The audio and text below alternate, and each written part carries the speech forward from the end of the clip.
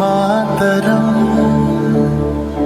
বন্দে মাতরম, সুজলাং সুফলাং মলয়জ শীতলাং শস্য শ্যামলাং শস্য শ্যামলাং মাতরম, বন্দে মাতরম। 1908 সালের 11ই অগস্ট কিংসফোর্ডে বন্দে মাতরম বলার দোষে যে বালককে বেত মারার হুকুম দিলেন ব্রিটিশ সরকার, তারই পক্ষে দাঁড়িয়ে ক্ষুদিরাম বসু ও প্রফুল্ল চাকি সাহেবের ফিটন গাড়ি লক্ষ্য করে বোমা চালালেন মুজফ্ফরপুরে। সাহেব নিহত হলেন না, তবু নাবালক ক্ষুদিরামকে ফাঁসির হুকুম দেয়া হলো। জননী গুলহ তুলে বক্ষে, শান্তনবাস দেহ তুলে চোখে, কাঁদিছে তব চরণ তলে 30 কোটি নর নারী। জননী গুলহ তুলে বক্ষে, শান্তনবাস দেহ তুলে চোখে, কাঁদিছে তব চরণ তলে 30 কোটি নর নারী। যারা স্বর্গগত তারা এখনো জানে, স্বর্গের চেয়ে প্রিয় জন্মভূমি, এসো স্বদেশ ব্রতের মহাদীক্ষালুকি, সেই মৃত্যুঞ্জয়দের চরণ ছবি। যারা জীর্ণ জাতির বুকে জাগালো আশা, মন মলিন মুখে জোগালো ভাষা, আজি রক্ত কমলে গাথা, আজি রক্ত কমলে গাথা মাল্য খানে, বিজয় লক্ষ্মী দেবতাদেরই কলে, মুক্তির মন্দির সোপানো তলে, কত প্রাণ হলো বলিদান, লেখা আছে অশ্রু জলে, লেখা আছে অশ্রু জলে। 9 সেপ্টেম্বর 1915 ইংরেজদের সঙ্গে সম্মুখ সমরের স্বাধীনতা ছিনিয়ে নিতে অস্ত্র আনার পরিকল্পনা করেন যতীন্দ্রনাথ মুখোপাধ্যায়। বালেশ্বরে সঙ্গীদের নিয়ে জাহাজ থেকে সেই অস্ত্র নামাতে গেলে ইংরেজ বাহিনী তাঁদের ঘিরে ফেলে। বুড়িবালমের তীরে লড়াই বাঁধে বিরাট ইংরেজ বাহিনী বনাম বাঘা যতীন ও তার 4 সতীর্থদের। এককালে শুধু ভোজালি হাতে যিনি বাঘ মেরেছিলেন, সেই বীর সেদিন লুটিয়ে পড়লেন। আমি হাসি হাসি পড়ব ফাঁসি, দেখবে ভারতবাসী, ও মা হাসি হাসি পড়ব ফাঁসি, দেখবে ভারতবাসী, একবার বিদায় দে মা, ঘুরে আসি। 18 এপ্রিল 1918 মাস্টারদা সূর্য সেন ও তাঁর 65 জন শিষ্য মিলে পরিকল্পনা করে চট্টগ্রামে ব্রিটিশ পুলিশের অস্ত্রাগার লুট করেন এবং তারপরে লুকিয়ে আশ্রয় নেন জালালাবাদ পাহাড়ে।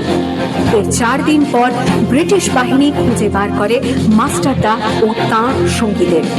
সেদিনের অস্তমিত সূর্য ছিল সূর্য সেনের রক্তের আহ্বান, শোনো আহ্বান, আসি মাঠখান বলতে নিয়ে, দুস্তার আনা প্রস্তাব খেলে বন্যার মতো বেরিয়ে, আহ্বান শোনো আহ্বান, আসি মাঠখান বলতে নিয়ে, দুস্তার আনা প্রস্তাব খেলে বন্যার মতো বেরিয়ে, যুগ সঞ্চিত শক্তি দিয়েছে সারা, হিমগিরি সমলকি সূর্যের ইশারা, যাত্রা শুরু উচ্ছ্বাস ছুটে দুর্বার বেগে তটিনী, উত্তাপ তালে উত্তাপ নাচে মুক্ত শতনটিনী, যাত্রা শুরু উচ্ছ্বাস ছুটে দুর্বার বেগে তটিনী, উত্তাপ তালে উত্তাপ নাচে মুক্ত শতনটিনী।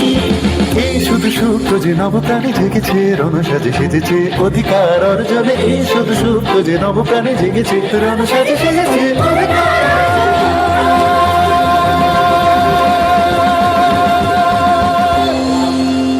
8 ডিসেম্বর 1930 বিনয় বসু, বাদল গুপ্ত, দীনেশ গুপ্ত সাহেবী পোশাকে ট্যাক্সি থেকে এসে নামলেন রাইটার্স বিল্ডিং এর সামনে। সোজা উঠে গেলেন দোতলায়। সামনেই সিমসনের ঘর। দ্বাররক্ষীকে ঠেলে ঢুকে গেলেন ভেতরে। বন্দুকের আওয়াজে গর্জে উঠল রাইটার্স। লুটিয়ে পড়লেন সিমসন। এরপর রাইটার্স বিল্ডিং এর অলিন্দ বারবার গর্জে উঠল বিপ্লবীদের গুলির শব্দে। তারপর টেগার্ট সাহেব তার বাহিনী নিয়ে ঘিরে ফেললেন বিনয়, বাদল দীনেশকে।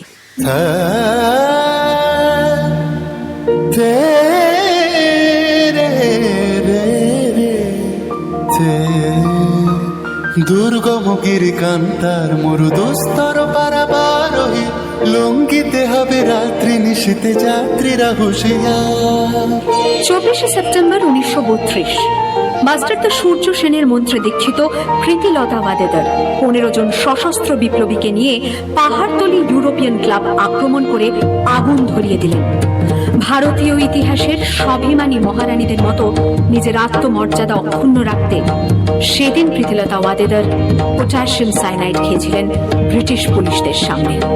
ভুলিতেছে দড়ি, ভুলিতেছে জল, ভুলিতেছে মাঝি পথ, ছিড়িয়াছে বালকে দড়ি, বেহাল আছে তার হিম্মত। খেয়েছো জোয়ান হও আগুয়ান, আঁকেছে ভবিষ্যৎ, এ তুফান ভারী দিতে হবে, পারি নিতে হবে তোরি পা। দুর্গম গিরিকান্তার মরু দুস্তর পারাবারোহী, লঙ্ঘিতে হবে রাত্রি নিশীতে যাত্রীরা হুঁশিয়ার। 29শে সেপ্টেম্বর 1942 তমলুকের মাটিতে কয়েক হাজার ভারতীয়কে নিয়ে যিনি পুলিশ স্টেশন ঘেরাও করার লক্ষ্যে হেঁটেছিলেন, সেই সত্তরোর্ধ্ব মাতঙ্গিনী হাজরা পুলিশের নির্মম গুলিচালনা ও লাঠিচার্জ সত্ত্বেও তার হাতের পতাকাটি মাটিতে লুটোতে দেননি। আর ঠিক তার পরের বছর 1943-এর 30শে ডিসেম্বর জাপান সরকারের অধীনে থাকা আন্দামান দ্বীপ সেদিন হস্তান্তর করা হলো ইন্ডিয়ান ন্যাশনাল আর্মিকে। পোর্ট ব্লেয়ারের মাঠে তিরঙ্গা পতাকা তুললেন সুভাষচন্দ্র। এটাই স্বাধীন ভারতের মাটিতে প্রথম তেরঙ্গা ঝান্ডা। আইএনএর commander in chief Subhash Chandra Bose হলেন ভারত, যাকে স্বীকৃতি দিয়েছিল 18টি দেশ। যদি তোর ডাক শুনে কেউ না আসে, তবে একলা চলো রে। वंदे